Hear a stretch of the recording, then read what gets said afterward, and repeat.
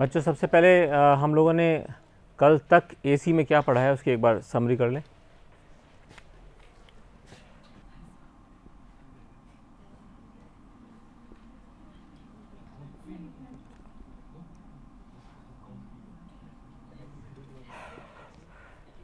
मैंने पूरी समरी लिख दी जो पढ़ी थी अपन ने, ये उतार लो, काम आएगा। इसी तरह से उतार लेना एक कागज़ में कि जब अब रेफ़र करेंगे ना जो भी, तो एक ही जगह आपको सब कुछ मिल जाएगा, अलग अलग पन्ने नहीं पलटने पड़ेंगे। इसका मतलब तो समझ में आ ही रहा होगा आपको। ये आरएमएस वैल्यू है। आरएमएस वैल्यू मतलब जो साधारण वैल्यू भी होती है, यानी अगर हम कभी लिखते हैं कि वोल्टेज आई है, वोल्टेज आई का मतलब होता है I R O, current I है तो आई का मतलब होगा आई आर एम एस है। अगर हम कहते हैं वोल्टेज वी है तो इसका मतलब होगा वी आर एम एस है। यहाँ हमने देखा कि ये एल है, तो ये ई एम एफ क्या रिवर्स करता है, minus L D I by D T, याद है। और इसके अंदर ई एम एफ करंट से 90 डिग्री आगे होता है। E zero is equal to I zero XL. या आप एक्सेल वगैरह जो है ना, इनको अगर आप केवल आर मान के चलो मन में, बस केवल प्रतिरोध मानो तो सब कुछ सरल हो जाएगा। अब अपन ये सब बिना बात लिख रहे हैं, अदरवाइज क्या है देखो, E zero is equal to I zero XL, मतलब E is equal to I R, XL is R. यहाँ पे भी लिख रहे हैं E is equal to I zero X C, I R, X C की वैल्यू फ़र्क है 1/ओमेगा सी। अदरवाइज फार्मूलों का जो आधार है वो समान है। अब हम असली इस चैप्टर का शुरुआत करते हैं। ये तो अब तक जो था इसका इंट्रोडक्शन था चैप्टर का कि एसी क्या होती है, अगर केवल कैपेसिटर में बहेगा तो कैसे होगा, रेजिस्टेंस में बहेगा तो कैसे होगा, और इंडक्टेंस में यानी प्रेरक में बहेगा तो कैसे होगा। अब इस चैप्टर का असली जो एसी का पार्ट है वो शुरू होता है। अब हमें देखना है कि अगर एक प्रकरण में जिसमें कि प्रतिरोध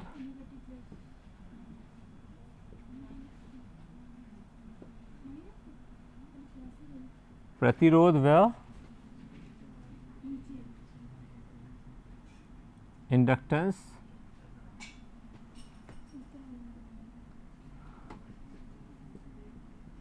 श्रेणी क्रम में,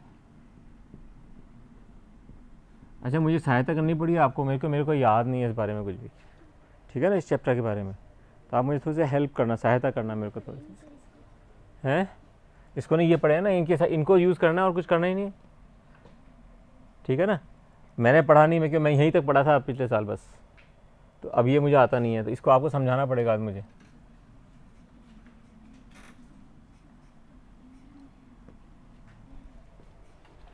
मान लीजिए अब मैं इसको सरल तरीके से करने की कोशिश करते हैं। ये एनसीईआरटी बुक्स में नहीं है, ये ध्यान रखना, इसलिए इसको ध्यान से समझ लेना। और एनसीईआरटी में डायरेक्ट एलसीआर सर्किट पे आ गए। एलसीआर सर्किट कभी समझ में नहीं आ सकता जब तक कि आपको ये सर्किट समझ में नहीं आए, और इसलिए इस चैप्टर को सबसे कठिन मानते हैं बच्चे। ये दोनों चीज़ समझ में आ जाएंगी आपको। अभी आप कहोगे ये इतने सरल है तो एलसीआर सर्किट तो कुछ भी नहीं, आप खुद ही बना लोगे उसको। अच्छा ये तो पता है ना कि ओमेगा एक्स एक्सिस से होता है एंगल, ई का एंगल एक्स एक्सिस से होता है ओमेगा, याद है ना। या इसको ही बना दूं एक चित्र इसको याद रखने के लिए, ठीक है, याद है सर। तो ये मान लीजिए आर है रेजिस्टेंस और ये है इंडक्टेंस एल। बिल्कुल सिंपल करेंगे। यहाँ पर वोल्टेज ड्रॉप कितना होगा,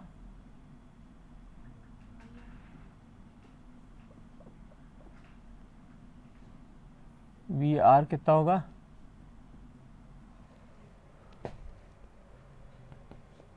कितना होगा, I R. Simple, V R जब रोज जानते हैं अपन, ये रोज ही करते हैं, V R is equal to I are.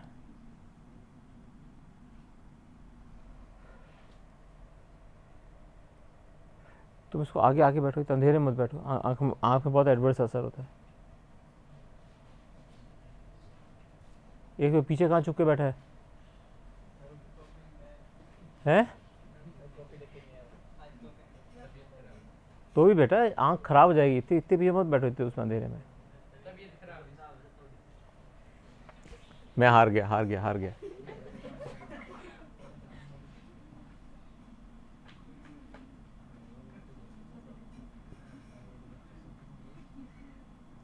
क्या होगा यहाँ पर? आई आई अभी तो फार्मूला सीख रहे थे, यहाँ तो लिखा हुआ है, यहाँ वी एल क्या होगा इसके अंदर? आई एक्सएल। सीधा सिंपल सा, कुछ कुछ दिमाग थोड़ा लगाना है इसमें। आई जैसे ये वी आई आर मैंने कहा ना, इसको रेजिस्टेंस मान के चलो कि सब रेजिस्टेंस ही तो हैं। हर बार अपन कहते हैं प्रतिघात है प्रतिघात है प्रतिघात है, सर्किट के अंदर ये प्रतिघात कर रहे हैं, उसको ईएमएफ को रोक रहे हैं रोक रहे हैं रोक रहे हैं, कि जिस तरह से रेजिस्टेंस रोक रहा है वैसे ये रोक रहे हैं। तो ये क्या हुआ? आई। अब बहुत अच्छी चीज़ सीखने को मिलेगी, बहुत ज़्यादा अच्छी चीज़ आपको। अपन ये जानते हैं कि जब केवल रेजिस्टेंस होता है तो आई और वोल्टेज के बीच में जीरो का अंतर होता है। तो अगर हम कहें कि अगर ये आई है तो ये आर होना चाहिए,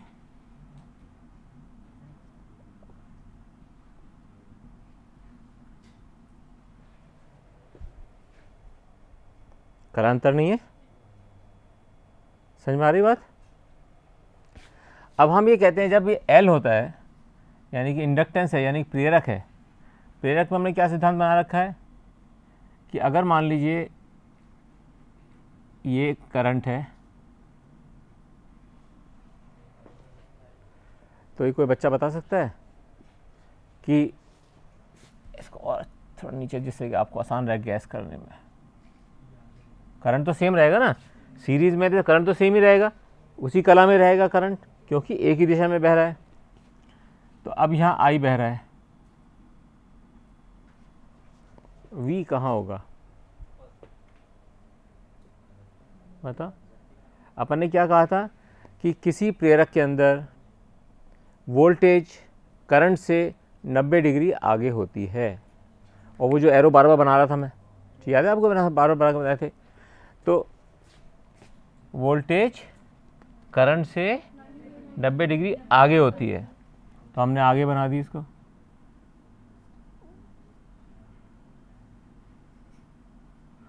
और ये एरो यूँ घुमाया इससे आगे।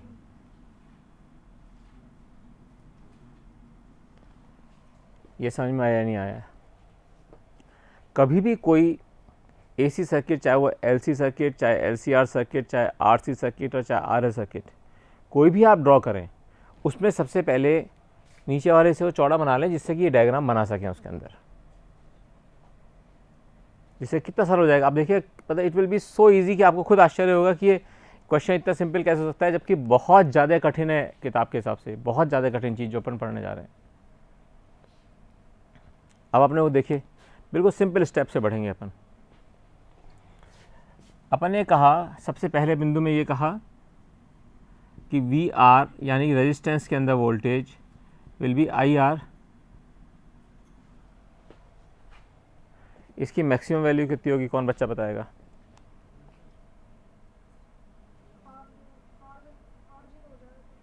नहीं, आर जी तो आर दिया हुआ है, आर जीरो कैसे हो सकता है? आई नॉट, उसकी वैल्यू क्या रहेगी? आई नॉट की वैल्यू, अधिकतम वैल्यू क्या होगी किसी भी रेजिस्टेंस के अंदर? सेम रहेगी ना, रेजिस्टेंस के अंदर तो वैल्यू सेम ही रहेगी। अगर करंट सेम बह रहा है तो उसकी वोल्टेज की वैल्यू सेम रहेगी। अरे अगर हम लोग जैसे एक सर्किट लेते हैं, मान लीजिए इतने सारे क्वेश्चन किए हैं डीसी के, पता नहीं कितने हजारों लाखों,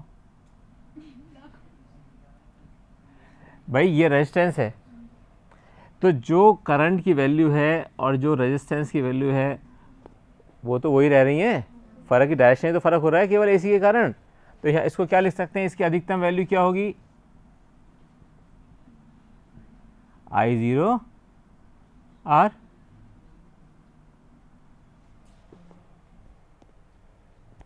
अपन अधिकतम वैल्यू लिख रहे हैं ना, क्यों अधिकतम? याद है आपको, यहाँ पे लिखते थे अपन E I is equal to I zero, ये वाला आई जीरो यूज़ कर रहे हैं, इधर ये I is equal to I zero, ये वाला आई जीरो यूज़ कर रहे हैं। अब हमने इसकी अधिकतम वैल्यू लिख रहे हैं। Okay, no issue. सेकंड में आ जाओ, V L is equal to I X L. इसकी अधिकतम वैल्यू कितनी होगी भाई, वी ज़ीरो एल, इसको ऐसे लिखते हैं अधिकतम value V zero R V zero L is equal to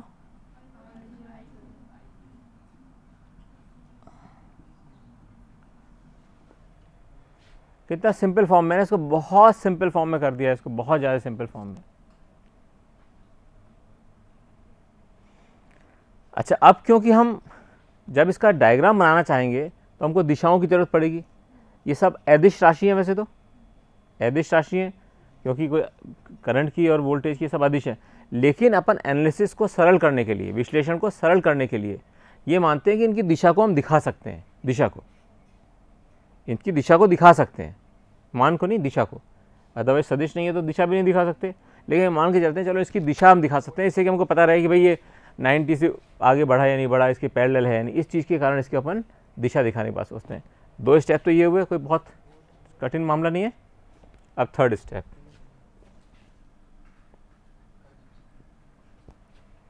third step में फेजर डायग्राम बनाते हैं हमेशा।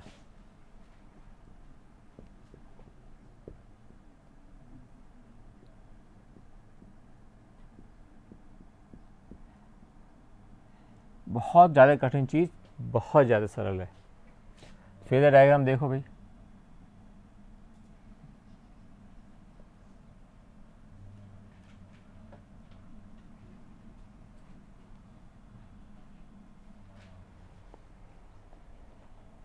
ठीक है। सबसे पहले अपन करंट वाला बना लेते हैं, इसका आई आर के पहले आई रेजिस्टेंस है, पहले रेजिस्टेंस वाले का बना लें। मान लीजिए हमने एक रेखा बनाई,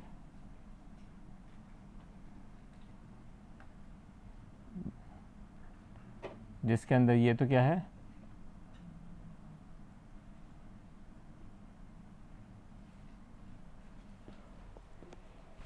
लेकिन एक्चुअल में क्या होता है, ये अधिकतम वैल्यू, ये क्या चीज़ दिखाता है, ये अपन केवल अभी इसको इसलिए कर रहे हैं कि इसको डायग्राम बनाने के लिए कर रहे हैं। अदरवाइज अपन ने सीखा हुआ है कि फेजर डायग्राम के अंदर ये जो दूरी होती है ये अधिकतम वैल्यू को बताती है। क्यों, याद है क्यों बताती है, क्यों बताती है? डायग्राम सीखा था ना हम लोगों ने, मूल डायग्राम। हमने कहा था ये अगर E0 है, ये ओमेगा टी है, तो ये 90 माइनस ओमेगा टी हुआ, तो इसका अगर हम रिफ्लेक्शन करते हैं यहाँ पर तो ये क्या आया, E0 साइन ओमेगा टी। ये अधिकतम वैल्यू होती है और इसका जो प्रोजेक्शन होता है इस पर, वो उसका मान दिखाता है। हम यहाँ पर इसको इसलिए दिखा रहे हैं, इसे अभी कोई डायग्राम तो बना लें पहले इसका सही। तो ये है वी आर, आई इसके अंदर कम होगा,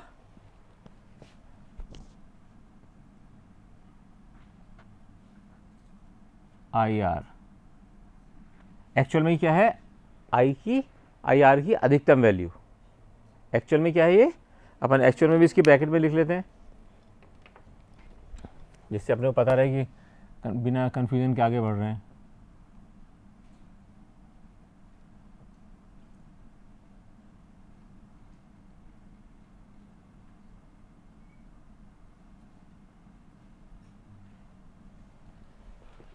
ठीक है, इसका स्टेप समझ में आ जाएगा तो बाकी बहुत इजी सब्जेक्ट टॉपिक्स हैं। अब अपन ने क्या कहा, अपने को दिखाना है, अब आ गए अपन इंडक्टेंस पे, प्रेरक पे। प्रेरक का वोल्टेज आई से 90 डिग्री ज़्यादा है। कौन से आई से, आई तो ये, आई तो सेम है, आई का तो आधार हमको मिल गया। तो आई को आधार कहाँ मिला अपने को, ये रहा, यही है ना आई तो ये रहा। इस आई से 90 डिग्री पे तो फर्क है, क्योंकि आई तो इसके अंदर भी सेम है और इसके अंदर भी सेम है, श्रेणी क्रम में है। तो इस आई से ये 90 डिग्री का कोण बना रहा है, किस, कौन सा वोल्टेज, किसका, इंडक्टेंस का। अब देखो कितना इजी है, इसके अंदर आपने बनाया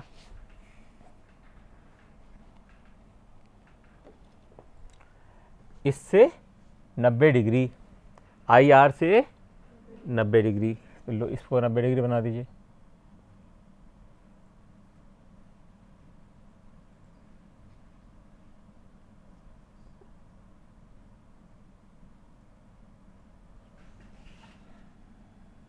ये हो गया हमारा वी एल, ठीक है ना। एक्चुअल में क्या चीज़ है ये, अधिकतम वैल्यू है एल की, ठीक है। ये 90 डिग्री यहाँ पहुँच गए हम।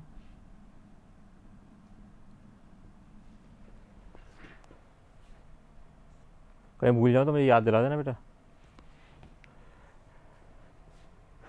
अब अपने को निकालने है वैल्यू ई की, यानी कि अभी दोनों में बह रहा है ना, इसके अंदर कुछ वोल्टेज ड्रॉप हो गया वी आर, इसमें कुछ वोल्टेज ड्रॉप हो गया वी एल, या हो सकता है गेन भी हुआ हो, अगर दूसरी साइकिल में है तो गेन भी हो सकता है। अपने को निकालना है कि ये माध्य वैल्यू यानी कि ई की वैल्यू क्या होगी, हमें निकालना है ई क्या होगा।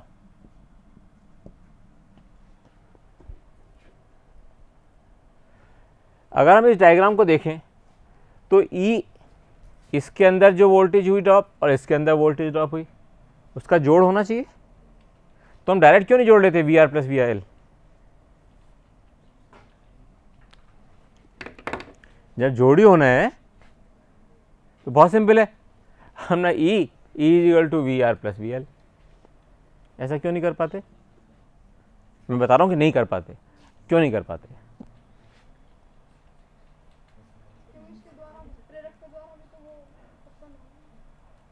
याद करो वेक्टर सम में क्या होता है, जबकि कब जुड़ते हैं, जबकि तो लगाओ, जोड़ लगाओ मेरे साथ थोड़ा सा, मेरे को भी आता नहीं ना, इसे मैं सीखने की कोशिश कर रहा हूँ। जबकि वो एक ही दिशा में होते हैं या विपरीत दिशा में, यानी एक लाइन में होते हैं, उनकी लाइन ऑफ एक्शन सेम होना चाहिए। अगर दोनों वेक्टर यूँ हैं जुड़ के फिर पूरा हो जाएगा यूँ, और विपरीत है तो इसमें जुड़ के अगर जोड़ेंगे तो ये घट जाएगा। यानी कि जब दोनों के अंदर फेज डिफरेंस 0 है, अगर मान लीजिए फेज डिफरेंस है तो अपन क्या करते थे, इसमें घटाने के लिए पहले इसको प्रोजेक्ट करते थे इस पर, यानी इसके नीचे बराबर ले आएंगे जब तो घटेगा इसमें से कोई भी वेक्टर।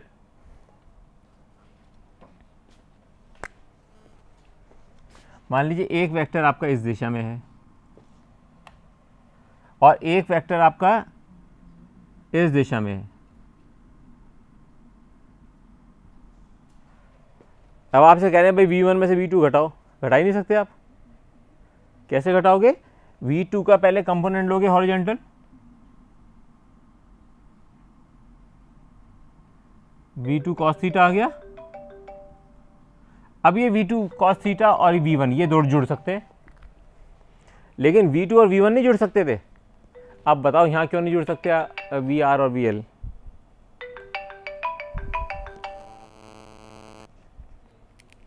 बताओ, अब तो मैंने लिख दिया इसके अंदर।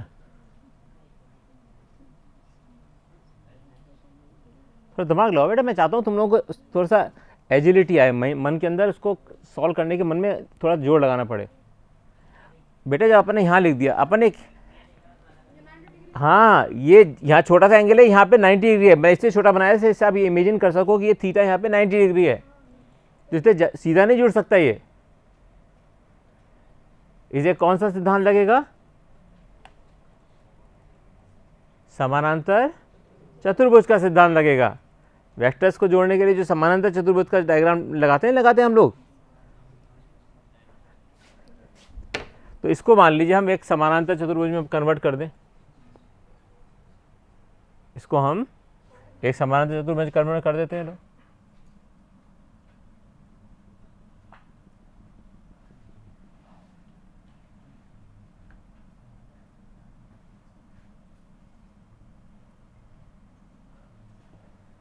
कोई कंफ्यूजन,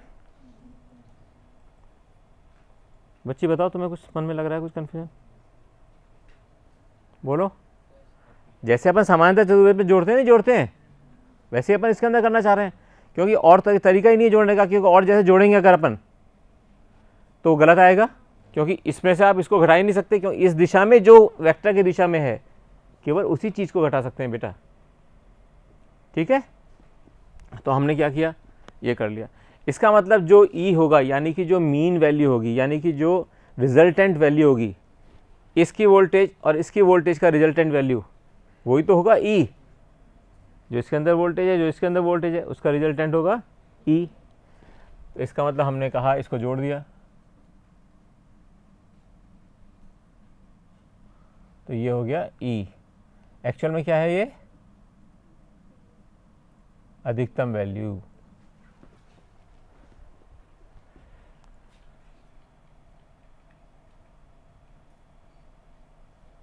ओके, अब अपन ने क्या चीज़ सीखी थी?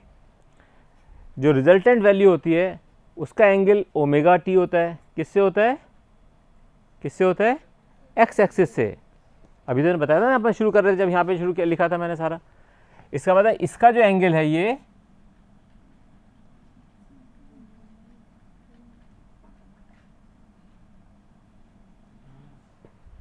ओमेगा टी है।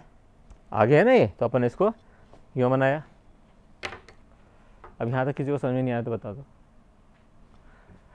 अब ये मान लीजिए कि E और V के बीच में एंगल मान लीजिए फाई।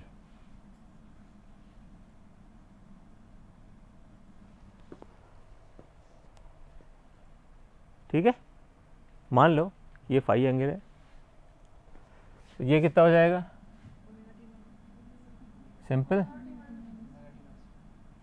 बिल्कुल सिंपल है। कुछ भी ज़्यादा इसके अंदर खोजबीन करने की आवश्यकता ही नहीं अपने को।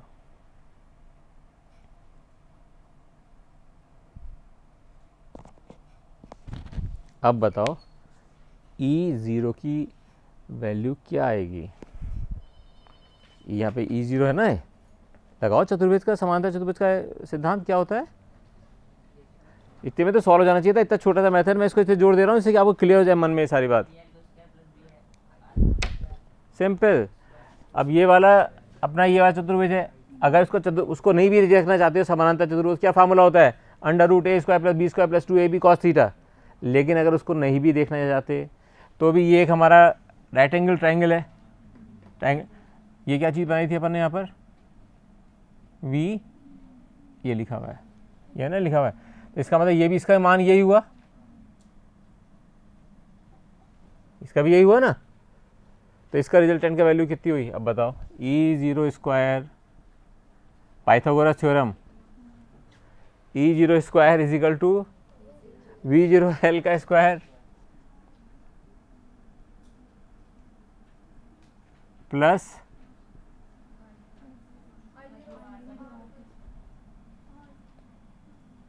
V0R।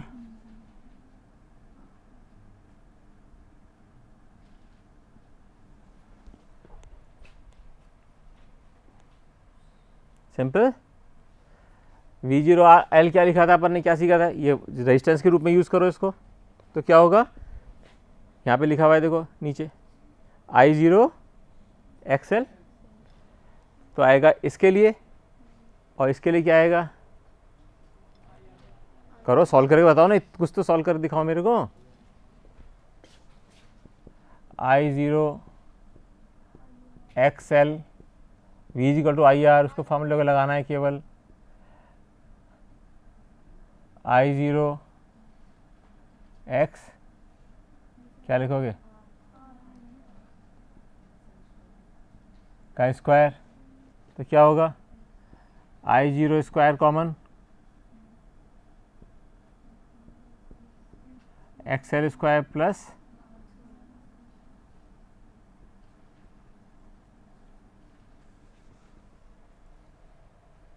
ठीक है। तो E0 क्या हो गया? I0 √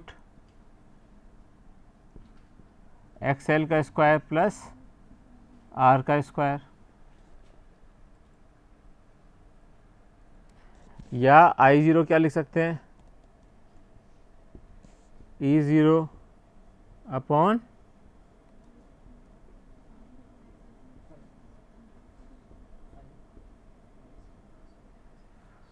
ये तो बिल्कुल पहचाना फार्मूला आ गया, I = E/R। अब कल बच्चे ने क्या बोला था? प्रतिघात और प्रतिवाद, क्या बोल रहा था वो? प्रतिबाधा। अब आइए प्रतिबाधा, यहाँ पे प्रतिबाधा क्या आ गई? अरे I = E/R है ना, तो इसका मतलब ये रेजिस्टेंस है, ये है हमारी प्रतिबाधा। ये प्रतिबाधा यही हुआ ना, I is equal to E by R, हमेशा वही फॉर्मूला याद रखो, I is equal to E by R, I is equal to E by R. तो इसका मतलब ये सर्किट के अंदर बाधा पैदा कर रहा है, ठीक है ना। तो इसको कहते हैं हम क्या बेटे, यही नोट करते रहो।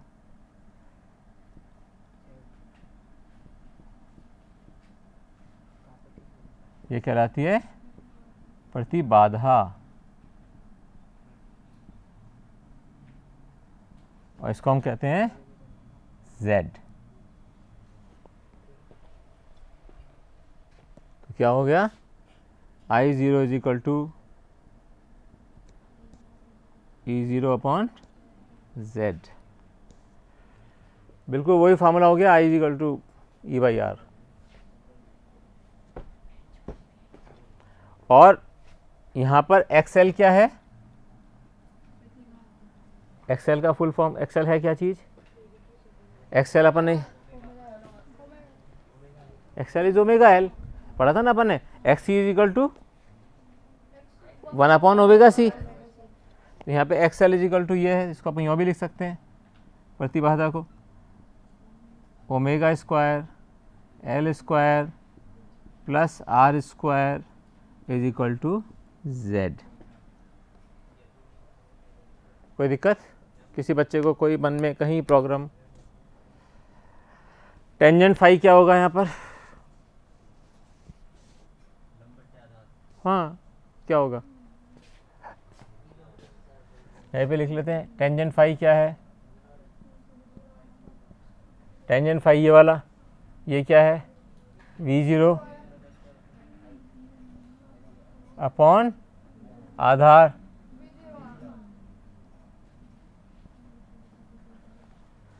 सिंपल। RMS में कन्वर्ट करके दिखाओ इसको, अगर मैं कहूँ इसको RMS में लिखना है तो, अच्छा चलो RMS में लिख सकते हो इसको, क्या से लिखो बताओ, जल्दी लिखो बताओ। RMS क्या होता है, RMS वैल्यू वहाँ लिखी हुई सामने देखो,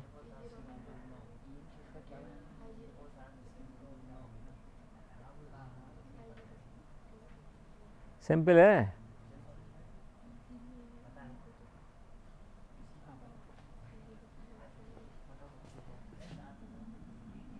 क्या हुआ बोलो, V RMS of L upon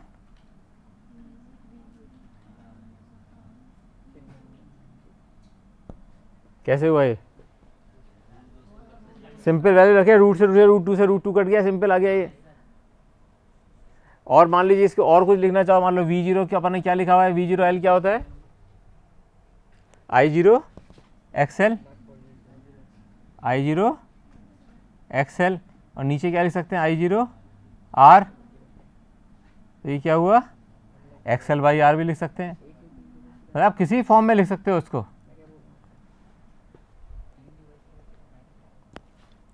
और XL बाई R लिख दिया, XL क्या होता है, ओमेगा L बाई R। ये तो अपने बस वैल्यू रखते जा रहे हैं केवल चेक करने के लिए, क्या अपन जानते हैं नहीं जानते हैं इन सब चीज़ों की वैल्यू को। ये है केवल इतना सा एनालिसिस है, इसमें बताओ क्या कॉम्प्लिकेशन है जो लोग AC वाले चैप्टर को इतना कठिन मान के छोड़ देते हैं। इससे सरल क्या चीज़ हो सकती है बताओ, अपन सिंपली मान के चल रहे हैं कि ये भी रेजिस्टेंस है वो भी रेजिस्टेंस है, जिस तरह से रेजिस्टेंस को अपन काम में लेते हैं वैसे इसको ले रहे हैं काम में। फ़र्क सिर्फ एक ही है कि यहाँ पर XL is equal to omega L। अब ये बच्चा बता दे कोई मुझे इस चित्र से देख के कि what is the value of I0। सबसे पहले कौन बच्चा बताएगा, सब बता सकते हैं मैं जानता हूँ, इस चित्र से बताना है। मैंने तो वो उसकी उसमें लिखा है एक्सेल में, उस चित्र से पूछ रहा हूँ।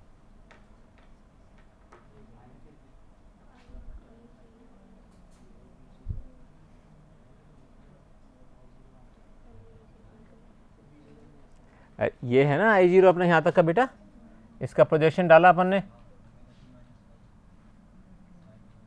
ये वैल्यू आएगी I0 से I की क्या होगी, I0 साइन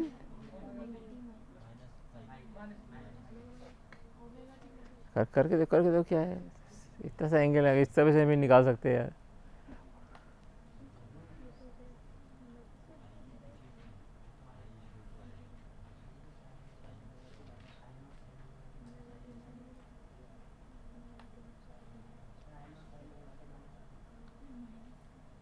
क्या आया, I0 is equal to I0 sign -5।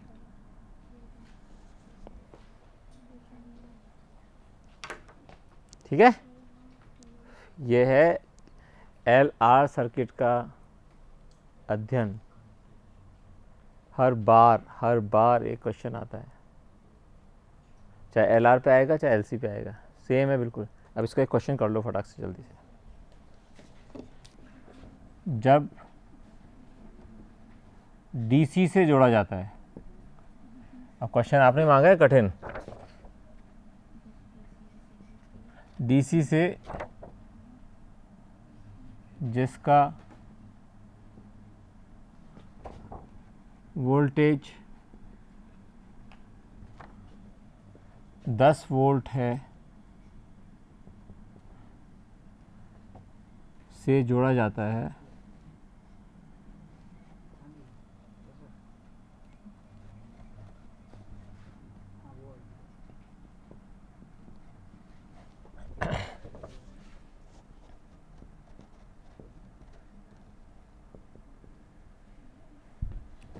तो वह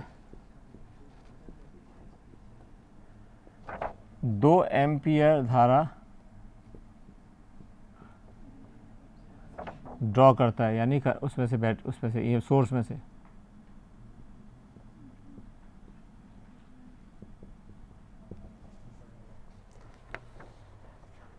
जब यह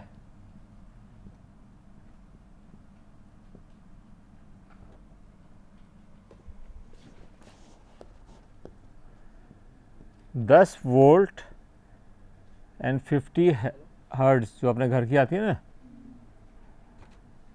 AC से जोड़ा जाता है,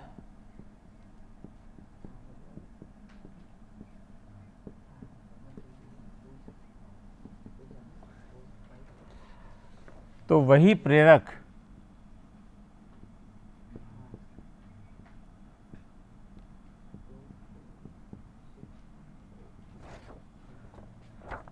वन एम्पियर धारा ड्रॉ करता है।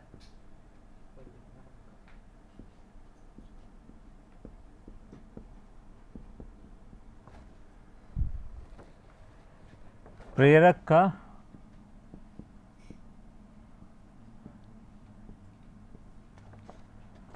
स्वप्रेरकत्व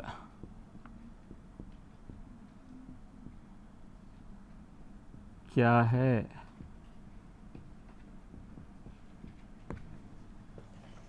is a very good question. थोड़ा सा दिमाग लगाओ, करने की कोशिश करो, आपस में सलाह भी कर सकते हो।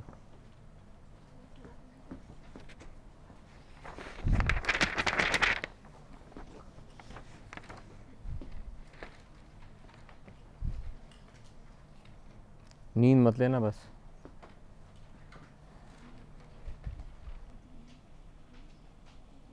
सब सूत्र आपके पास हैं, सारे सूत्र वो लिखे हुए हैं।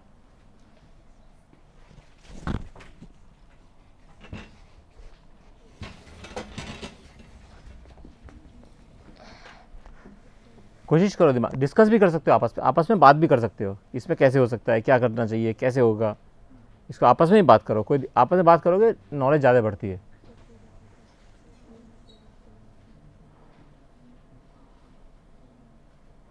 अपन यहाँ पढ़ने आए लाभ लेने के लिए, इसलिए डिस्कस भी करो, आपस में डिस्कस करो, ट्राई करो कि इसको कर सको।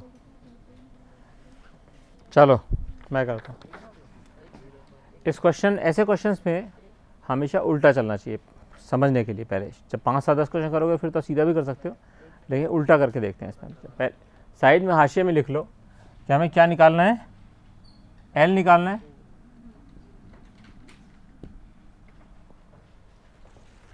आपने रुक जाओ अभी तो देखो सही क्या करना है, कैसे कर रहे हो आप। पहले तो एल निकालना है, तो एल किस में आता है, X L is equal to omega L. इसका मतलब हमको एक्सएल पता होना चाहिए। एक्सएल कहाँ से निकलेगा, अपन ने क्या सीखा है, Z square is equal to R square plus XL का स्क्वायर। यानी कि एक्सएल स्क्वायर कैसे निकल सकता है, Z square minus R square, तो एक्सएल हमारा निकल जाएगा इससे।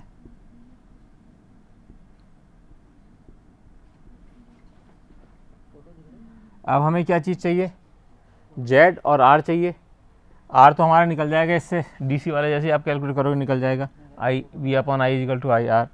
जेड कैसे निकलेगा, व्हाट इज जेड,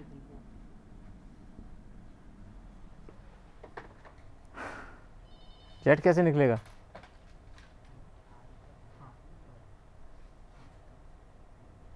इसका फॉर्मूले है लिखे हुए, जेड कैसे निकलेगा,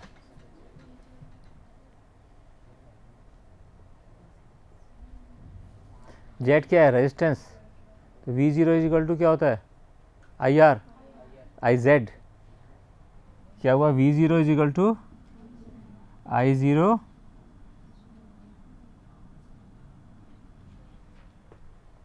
सिंपल। तो इससे जेड निकल जाएगा, Z is equal to V zero upon I zero. अब हमारे पास सब चीज़ें निकल गई। आर तो सिंपल है, आर तो एक निकल जाएगा।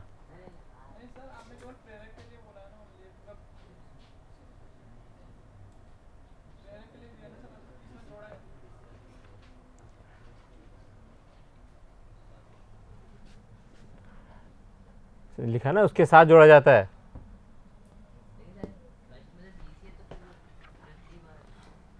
रुक जाओ रुक जाओ रुक जाओ, आप ये कहना चाह रहे हो,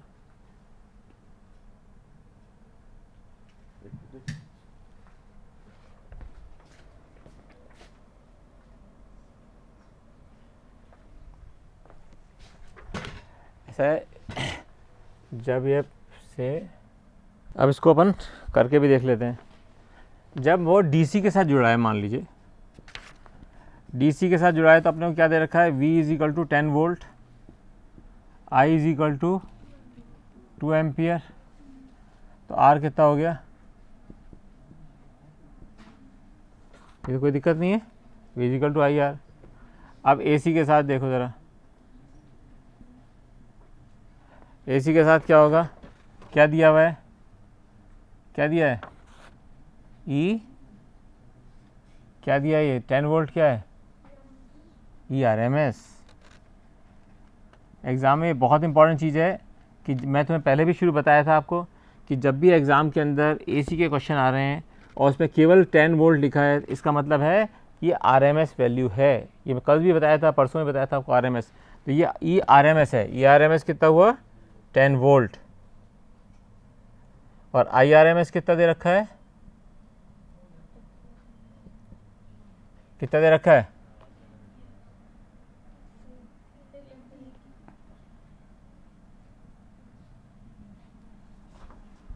आप निकालो, अब तो निकाल सकते हो। Z कितना हो जाएगा, V0 अपन I0 होता है, वही अपन VRMS अपॉन IRMS लिख सकते हैं। क्यों, अभी सीखा था ना, और V0 इक्वल टू I√2 होता है। लिख ही देता हूँ चलो मैं, V0 बाई I0, वहाँ क्या लिखा हुआ है, ERMS, यानी E0 इक्वल टू √2 RMS होता नहीं होता है, √2 VRMS अपॉन √2 IRMS। कट गया, तो क्या हो गया, VRMS दिया हुआ है 10 वोल्ट, IRMS दिया हुआ है 1, कितना आ गया, 10 ओम।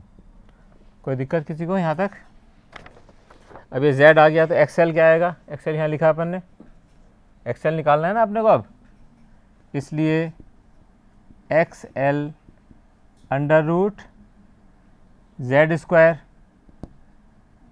10 का स्क्वायर माइनस आर का स्क्वायर कितना हुआ 10 गुना 100 25 अंडर रूट 75 को क्या लिख सकते हैं 25 इंटू 3 यानी कि 5 रूट ठीक है ओम। यहाँ तक किसी को कोई संशय? अब क्या निकालना है अपने को? अपन तो एल निकालना है ना अल्टीमेटली। एक्सएल आ गया अपने पास और एक्सएल क्या होता है? परंतु हमें पता है XL is equal to omega L, इसलिए L is equal to X L upon omega. XL की वैल्यू तो निकाल दी आपने 5√3। ओमेगा कैसे निकालोगे? फंस गया आके 2 pi nu omega is equal to 2 pi by T और 1 by T is equal to nu. तो कितना हो गया 2 पाई न्यू। न्यू कितना दे रखा है? दे रखा है ना, तो अपन यहाँ पे लिखा है इसको 5√3 2 इंटू 22/7 अपॉन 50। 5 से कट गया ये 10 और 22 का हो गया 44 440 और ऊपर हो गया 1.732 इंटू 7 1.732 इंटू 7 7 में 14 7 में 21 1 22 7 से 49 1 50 5 हासिल 12।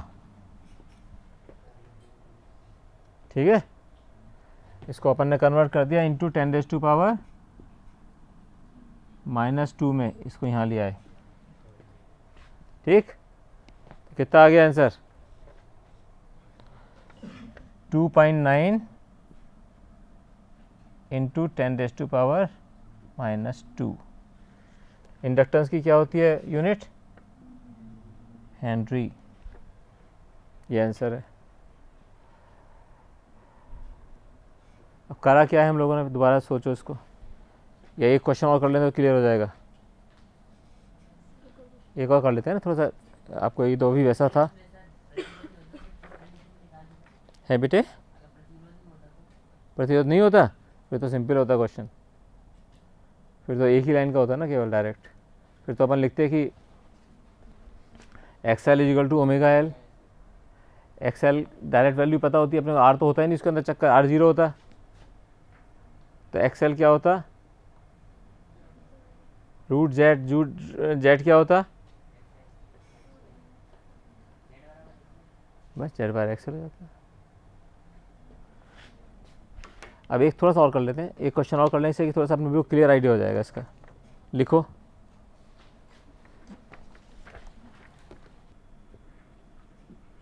दिए गए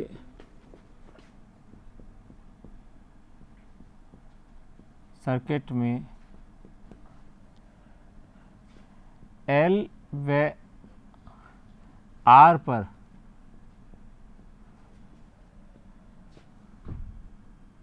विभवांतर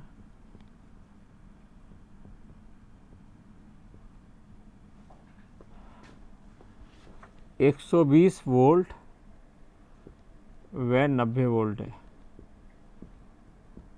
ये 2008 में आया था।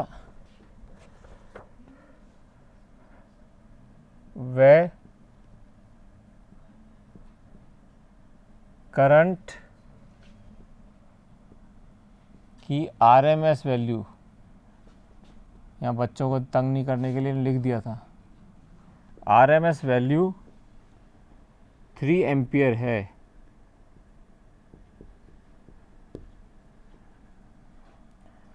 गणना करें। क्या गणना करें? एक सर्किट का प्रभावी प्रतिरोध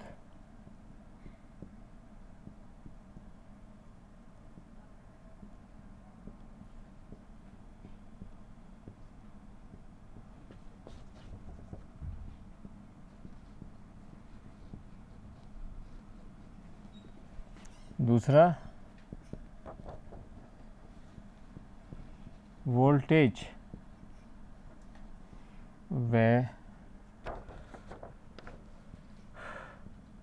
करंट के मध्य फेज एंगल, फेज कोण, कला कोण जो भी है, ये दो चीज़ कैलकुलेट करनी है। सर्किट क्या है?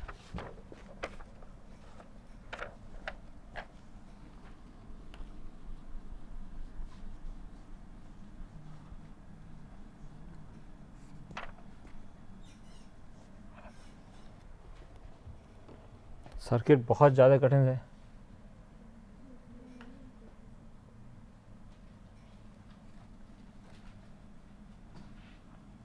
इससे सिंपल हो नहीं सकता कोई।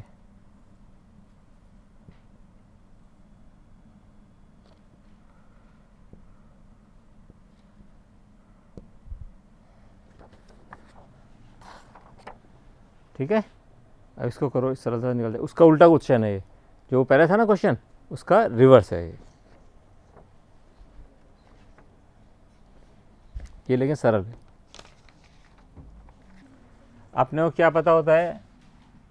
E0 square is equal to क्या होता है? अरे ई बेसिक से शुरू करो, रटना थोड़ी होता है एग्जाम में, रट के तो कभी हो ही नहीं सकता क्वेश्चन। क्यों एग्जाम में वो क्वेश्चन थोड़ी आएगा एग्जैक्टली। V0 R का स्क्वायर प्लस V0, यही तो सीखा है अपन ने इतने से फेजर डायग्राम बना के, इसलिए तो फेजर डायग्राम बनाया था, उसको बना लिया करो, हमेशा 2 मिनट लगते हैं उसको बनाने में। तो हमको लेकिन वैल्यूज़ क्या दी हुई हैं? देखो V0 L क्या दी हुई है? गलत, हमें क्या पता क्या है? VRMS दी हुई है, तो VRMS क्या होगी? V0 अपॉन √2 क्या दिया हुआ है?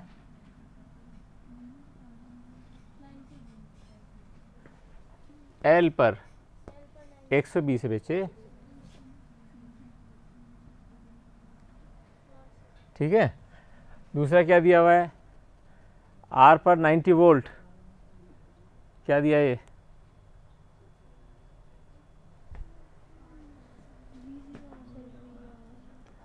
V0 दिया हुआ है, यानी कि अधिकतम वैल्यू, क्यों इसकी तो RMS वैल्यू होती नहीं है।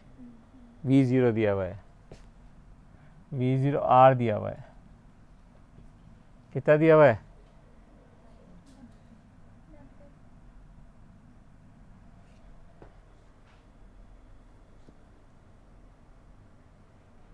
किसी को कुछ गलत फहमी?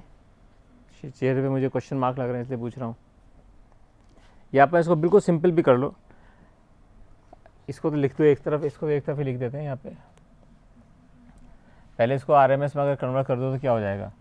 ERMS square is equal to V RMS R का स्क्वायर प्लस V किसका?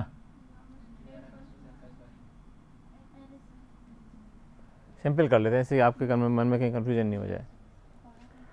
अब ERMS इसकी वैल्यू दी हुई है, कितनी दी हुई है? ERMS की वैल्यू दी हुई है कुछ? किस किस की वैल्यू दी हुई है ना? तो अपने को यहाँ पे VRMS यानी कि जो AC की है, AC में L में है यानी 120,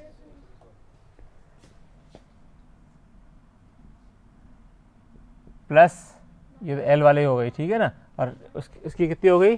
R की 90, उसकी वैल्यू RMS और वो वैल्यू सेम रहेगी। 90 स्क्वायर कितना हो गया? तो ERMS कितना हुआ? बताओ जल्दी से।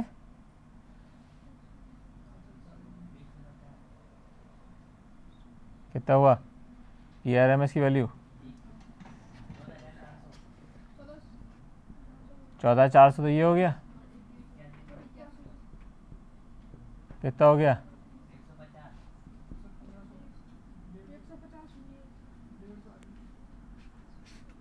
005। ठीक, इसका अंडर रूट कितना आएगा?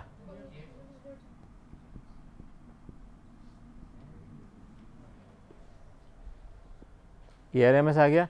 ERMS आने से क्या आ गया अपने पास? वोल्टेज आ गई। IRMS कितना दिया हुआ है? IRMS दिया हुआ है 3 एम्पियर। तो Z कितना आ गया रेजिस्टेंस? Z कितना आ गया सर्किट का? Z क्या होता है? अब बार बार इसको लिख लेना, कोई बात नहीं, एक बार, दो बार, 5-6 बार, कोई दिक्कत नहीं है। अपन ने क्या सीखा है? Z इजिकल टू, नहीं 50 नहीं, सिद्धांत अभी सिद्धांत ये एग्जाम में तो कर ही लोगे आप, वो कोई दिक्कत नहीं है, हैं?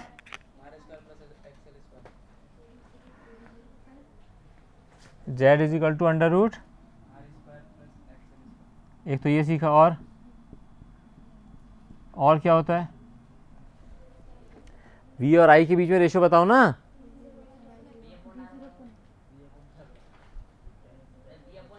हाँ,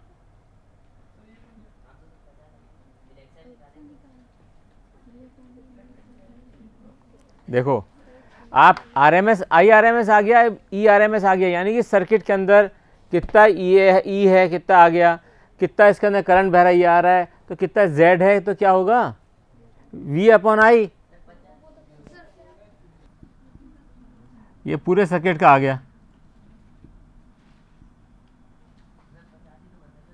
तो मैं ये थोड़ी कह रहा हूँ गलत बताया था, मैंने कब कहा था गलत बताया? किसी ने 40 रूट भी बताया था 2, और किसी ने 50 रूट 2 भी बताने लग गया था ना। मैंने कहा एक बार करके देखते हैं। ये तो क्या वैल्यू आई? R, यानी कि Z, यानी कि इसका इफेक्टिव रेजिस्टेंस कितना है पूरे सर्किट का? इसका तो था कुछ और, इसका था कुछ और, -LdI/dt था, इसका रेजिस्टेंस R V/I था। अपन ने पूरे का उसका निकाल लिया। अब अपने को क्या चाहिए? वोल्टेज व करंट के बीच फेज एंगल। बताओ कैसे निकालोगे जल्दी से?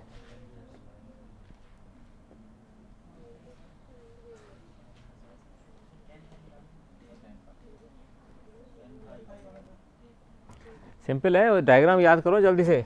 ये डायग्राम था, यहाँ पे अपन ने I वाला बनाया था, इससे 90 डिग्री पे बनाया था E वाला,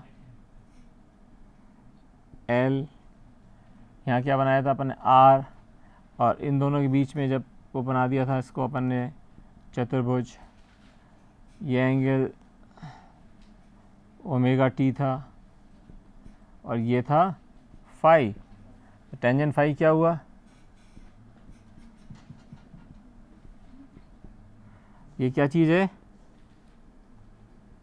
E0 L, और ये रेजिस्टेंस में क्या थी? E0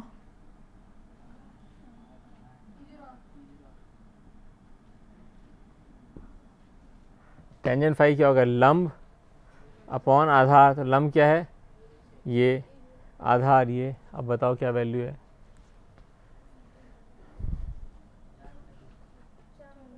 अच्छा, बड़ा सी, इतना सिंपल। यानी E0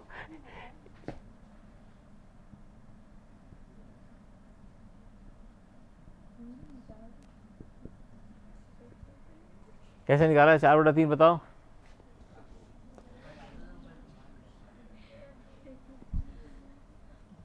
आ गया समझ में या नहीं आया? यानी ये क्वेश्चन उसका बिल्कुल उल्टा था, जो हमने वो क्वेश्चन किया था उसका ये एकदम रिवर्स क्वेश्चन है। इसे मैंने दोनों क्वेश्चन लिए थे, इससे कि आपको इसको भी करना आ जाए और उसको भी करना आ जाए। इसका सिद्धांत क्या है, बेसिकली हम क्या चीज़ यूज़ कर रहे हैं। तुक्का नहीं मारना है, इसको बार करते जाओ, वैल्यू निकल जाएगी, ऐसा नहीं है। आपको ये ध्यान रखना है कि जो भी ये दो कंपोनेंट हैं, इन दोनों कंपोनेंट का अलग अलग प्रतिरोध है। अपन ने सीखा था ना, इन दोनों का अलग अलग प्रतिरोध है, लेकिन हम जब इस पूरे सर्किट की बात कर रहे हैं तो उसके प्रतिबाधा की बात कर रहे हैं। Z जो कि √R² प्लस XL² है, जो XL क्या है, ओमेगा L। ये अपने को बात ध्यान में रखनी है हमेशा, ठीक है। देखना ये टीचर आए क्या, नहीं तो मैं उसका कैपेसिटेंस वाला ही बता देता हूँ, वो 2 मिनट का है। देखो देखो, ये समझ में आया नहीं आया, बता देना मुझे, नहीं आया तो केवल हाँ मत कहना, क्योंकि एग्ज़ाम तुम्हें देना है, मुझे नहीं आया तो इसको छोड़ के दोबारा कर सकते हैं इसके अपन एग्जाम्पल 2-3। बताओ बच्चे,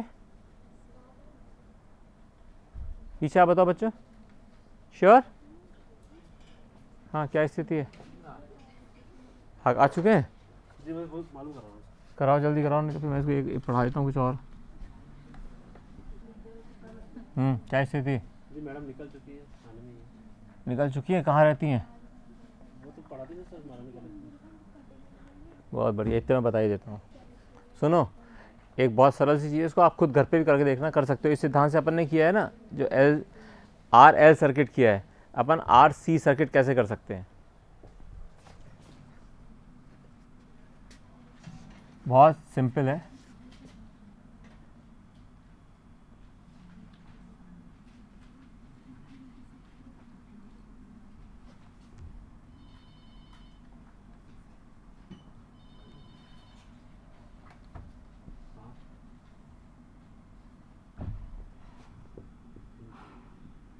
क्या सीखा था हम लोगों ने? आगे मैडम, ठीक है, कोई बात नहीं। तो यहाँ पर अपन ने देखा था कि I और R एक ही डायरेक्शन में होते हैं, ठीक है।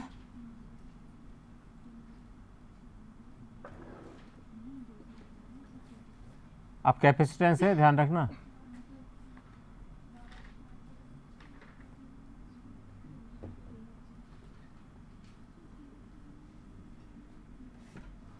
VC इज इक्वल टू क्या होगा, वही सिद्धांत, सेम सिद्धांत लगाना है।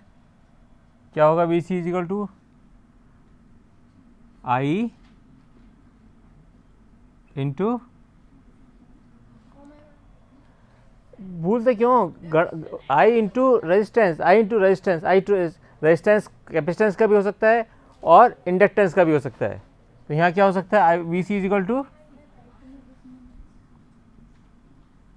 और ये क्या होगा, सीधा सा बिल्कुल, इतना सिंपल कहीं नहीं मिलेगा आपको इसका एनालिसिस। अब यहाँ पे अपन देखो डायग्राम बना लो, अपन ने बनाया ये I है, क्योंकि ये तो इसी की दिशा में बनेगा ना, I इसी की दिशा में, I उसी दिशा में चल रहा है। अब जब कैपेसिटेंस होता है तो कितना फ़र्क होता है V में, 9 डिग्री V पीछे चल रहा होता है, तो अपन इसके पीछे चला देते हैं, पीछे चला दो, ये लो पीछे चला दिया इसको।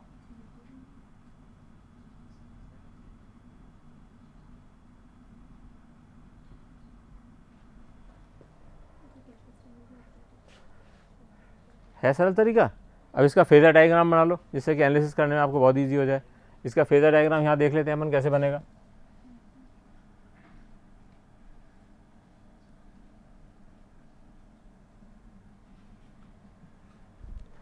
सबसे पहले अपन ने बनाया I और V दोनों एक ही डायरेक्शन में है।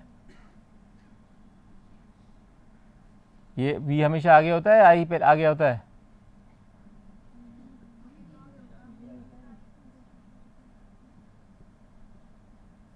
ये अपन ने इसका बना दिया रेजिस्टेंस के अंदर। ओके, रेजिस्टेंस में ये दोनों एक दूसरे के साथ हैं, बिल्कुल जैसा अपन ने पहले वाला बनाया था उसी को बनाना है, थोड़ा सा हल्का सा चेंज आएगा बस। अब अपन ने क्या कहा, इसकी वोल्टेज करंट से 90 डिग्री पीछे है, यानी कि पीछे बना दो, इससे 90 डिग्री पे पीछे पे खींच दो, इससे हमने ये 90 डिग्री एंगल बना दिया। तो ये किस में आ गया,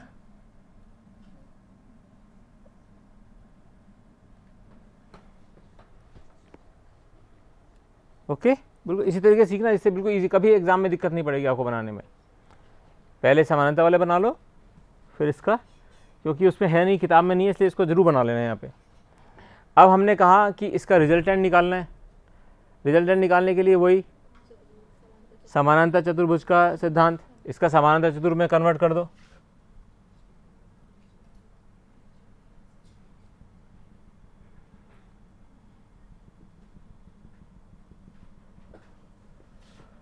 रिजल्टेंट कहाँ आएगा,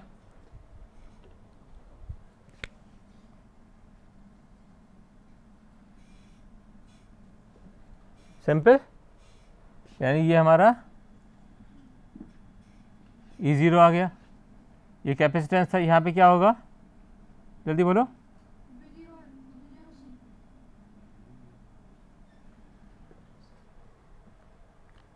ठीक है, उससे अपन ने ये बना लिया। अब बताओ ओमेगा टी कौन सा है, ओमेगा टी क्या एंगल होता है, क्या चीज एक्स एक्सिस के बनाती है, रिजल्टेंट। जो रिजल्टेंट होता है, जो एक्स एक्सिस के साथ एंगल बनाता है, वो ओमेगा टी होता है। तो यहाँ रिजल्टेंट ये है, तो एक्स एक्सिस कहाँ बना रहा है एंगल, ये क्या हो गया,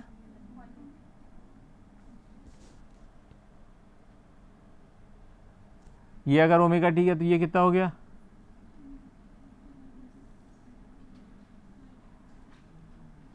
और मान लो इसके बीच में ये एंगल को मान लो फाई, कोई सा भी एंगल मान लो आर्बिट्रेरी। अब बता दीजिए क्या बन जाएगा नीचे, अगर इसको फाई बना लिया हमने,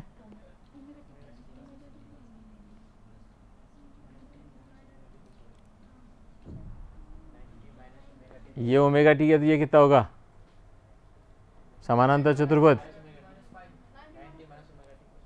समानांतर चतुर्भुज, समानांतर चतुर्भुज में अगर कभी क्या हो गया, ये एंगल और ये एंगल क्या रिलेशन होता है इसका, किसी भी समानांतर चतुर्भुज में क्या होते हैं, गणित पढ़ने वाले बच्चे 90 माइनस कैसे, समानांतर चतुर्भुज में ये भुजा इसके बराबर है, ये भुजा इसके बराबर है, ये कॉमन है, इसका मतलब ये एंगल इसके बराबर नहीं हुआ, क्या बात कर रहे हो,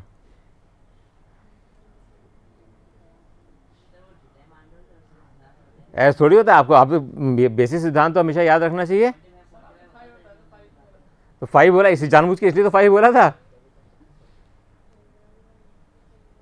इसीलिए 5 बोला था, जिससे कि आपको पता चले कि क्या आपने उसके अंदर लिखा है। ये थोड़ी कि अगर मैं 45 बोलता तो ही आप उसको 45 बोलते, 5 बोला तो आपको बोलना चाहिए था 5, सेम एंगल है। ये तो 90 डिग्री है ही दोनों। ये आपका डायग्राम आ गया। अब इस डायग्राम से आप कुछ भी चीज़ निकाल सकते हो। अब निकाल के बताओ जल्दी से रिलेशनशिप, ई वी सी और वी आर के बीच में रिलेशन बता दो।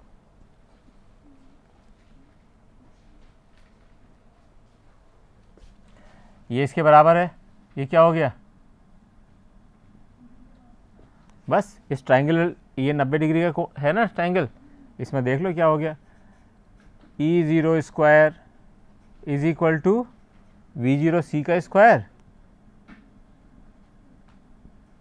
प्लस V0 R का स्क्वायर। इतनी सी बात है, ठीक है। और V0 C को क्या लिख सकते हो,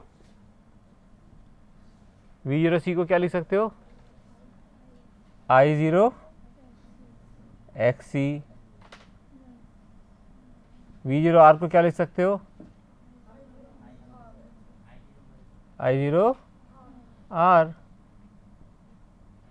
क्या हो गया, I0 का स्क्वायर XC का स्क्वायर प्लस R का,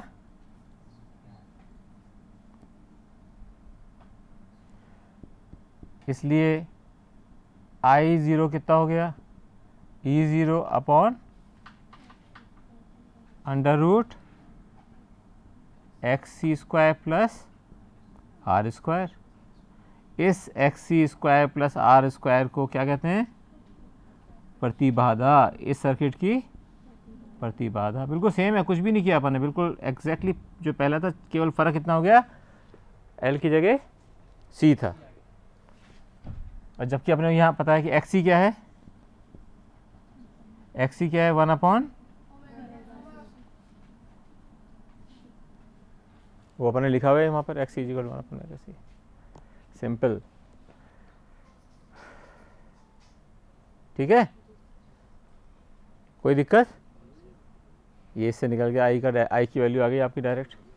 इतने छोटे छोटे से एनालिसिस नहीं है, बहुत इसके अंदर वो नहीं है, लेकिन इसलिए एग्ज़ाम में इसलिए परेशानी आ जाती है क्योंकि किताब में तो केवल सर्किट दिया हुआ है, केवल L का, केवल C का, उसके बाद LCR का।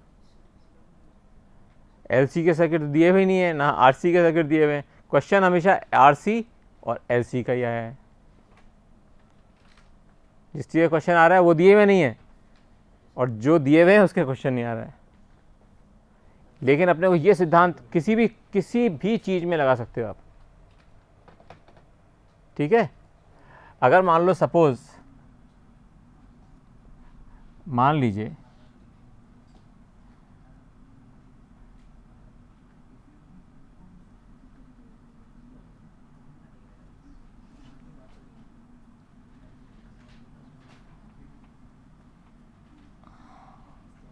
अगर मान लो अपन तीनों लगा दें तो क्या हो जाएगा? यहाँ पे यहाँ तो I और R सेम होंगे, I और V। यहाँ I क्या होगा? 90 डिग्री अधिक होगा I से। ये मान लो I है तो V अपन जानते हैं अधिक होता है। यहाँ क्या होगा? C में I से 90 डिग्री नीचे होता है। कितना इजी तरीका हो गया सॉल्व करने का। ये अगर किताब में दे देते तो वहाँ चार पेज में इसका वो दिया हुआ है डेरिवेशन, जबकि है 3 लाइन का। अब बताओ इसको कर सकते हो सॉल्व? अगर मान लीजिए ये यहाँ पे अपन इसको AC स्रोत से जोड़ देते हैं, E = E0 sin ωt। अभी बनाना है, घर जाके तो बना ही दोगे। बनाओ, आई विल बी हैप्पी। मेरे ज़्यादा कोई खुश नहीं होगा इस बात से। वही सिद्धांत लगाना है, कुछ करना ही नहीं है।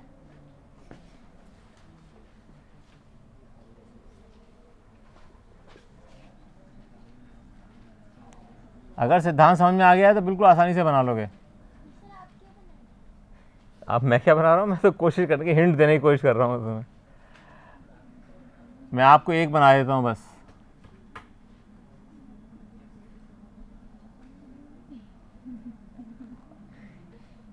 ये V0 R है और ये I0 R है।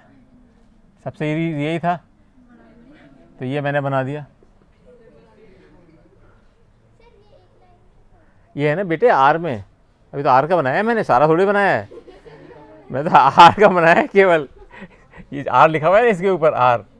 अब आप खुद देखोगे, आप तो आश्चर्य करोगे कि किताब में जो इतना कॉम्प्लिकेटेड चीज़ है वो कितनी सरल है। वोल्टेज बराबर तो डायरेक्शन है, अभी तो यहाँ पे तो वेक्टर है, उससे फर्क थोड़ी पड़ता है। वैल्यू कुछ भी हो सकती है। वैल्यू बराबर कैसे हो सकती है? एक में 1/ωc होता है XL, एक में ωL होता है। आप तो डायग्राम बनाओ इसका, फेजर डायग्राम, उसका एनालिसिस, तो उसकी वैल्यू तो बाद में निकलती है। देखो आप इंडक्टर कर रहे हो, इंडक्टर में I से VL ज़्यादा होगा 90 डिग्री। अब यहाँ पे 90 डिग्री बनाओ, ये 90 डिग्री बन गया, तो ये क्या हो गया? V0 L हो गया। कितना सिंपल है। नेक्स्ट वाला C है, I से 90 डिग्री नीचे बनाना है, I से इसको 90 डिग्री नीचे बना दीजिए। हाँ ठीक, अच्छे, मतलब मैं आपको ये बताना चाह रहा हूँ कि किताब को आप किताब खोल के देखना है, इसकी घर पे किताब। कितनी अच्छी बात है कि आप लोग खुद बना पा रहे। नहीं मिलेगी चॉकलेट सबको, लेकिन हाँ आप समझ गए कितना इजी था। कितना ज़्यादा इजी चीज़ है। अब लेकिन सवाल ये है इसको जोड़ोगे कैसे वेक्टर से। अगर इसको वेक्टर से जोड़ना है मान लो तो कैसे जोड़ोगे, क्या करते हैं सिद्धांत वेक्टर का, जब अलग तरह के होते हैं तो क्या करते हैं, ये वाला बड़ा है ये छोटा है तो इसको यहाँ पे इसको घटा देंगे तो जो जो घटा हुआ वो बच जाएगा। घटा हुआ मान लीजिए बच गया ये वाला। अब अपने पास एक तो ये बच गया और एक ये, इसको अपन ने बनाया समानांतर चतुर्भुज। रिजल्टेंट था इजी कितना, जिसके लिए बच्चे पूरा चैप्टर छोड़ देते हैं इस चीज के लिए, केवल AC को इसलिए छोड़ देते हैं कि ये नहीं कर पाएंगे। और ये इसलिए नहीं कर पाते क्योंकि किताब में किसी में भी पहले ये दो डायग्राम में, अगर ये दो पता हो फिर तो आप एकदम बना ही सकते हो इसको। है कितना सरल। अब बताना जरा इसकी क्या वैल्यू आएगी ई की, उसी से निकाल दो। यही आपने किया था ना, किया था यहाँ पे, यहाँ IR है, यहाँ IXL है, यहाँ IXC है। इतना तो करना ही क्या है, करो। जीरो इसकी वो ले लेना, जीरो वाली वैल्यू ले लेना, है ना, मतलब मैक्सिमम वैल्यू ले लेना। ये सब मैक्सिमम में है ना यहाँ पर। जल्दी बताओ, ये बहुत बढ़िया बात हो जाएगी अगर आपने इसको लिख दिया तो। मतलब I will be happy, very happy and very satisfied. एक बार रुक जाओ, इतना आगे मत पहुंचो, पहले फर्स्ट स्टेप बताओ। फर्स्ट स्टेप क्या होगा,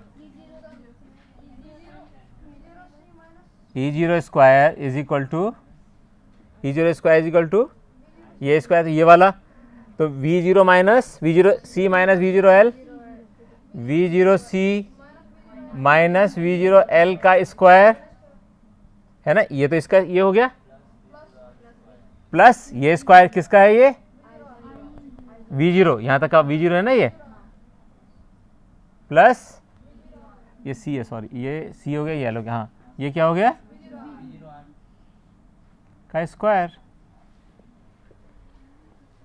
अगर यहाँ पे V0 इसकी वैल्यू रखोगे तो क्या होगा, V0 क्या है, C है ना, I0 XC minus I0 XL plus I0 R का स्क्वायर।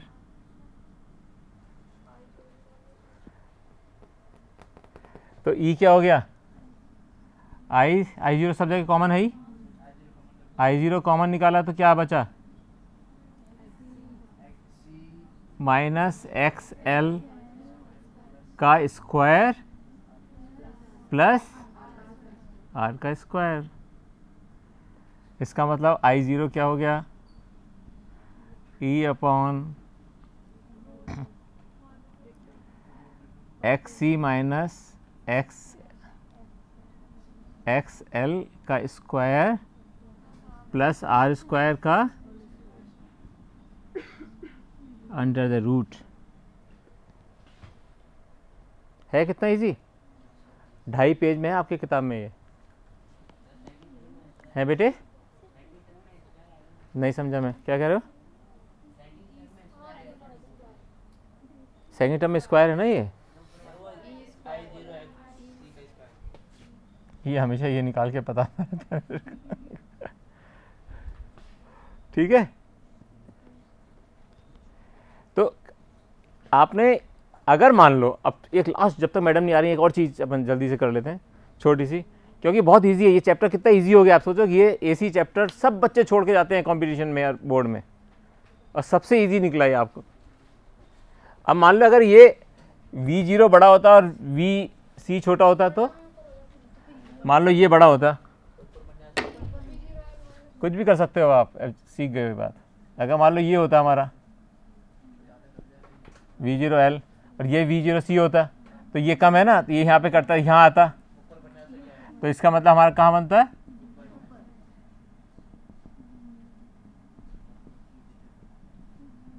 ठीक है, इसका रिजल्टेंट कहाँ होता है?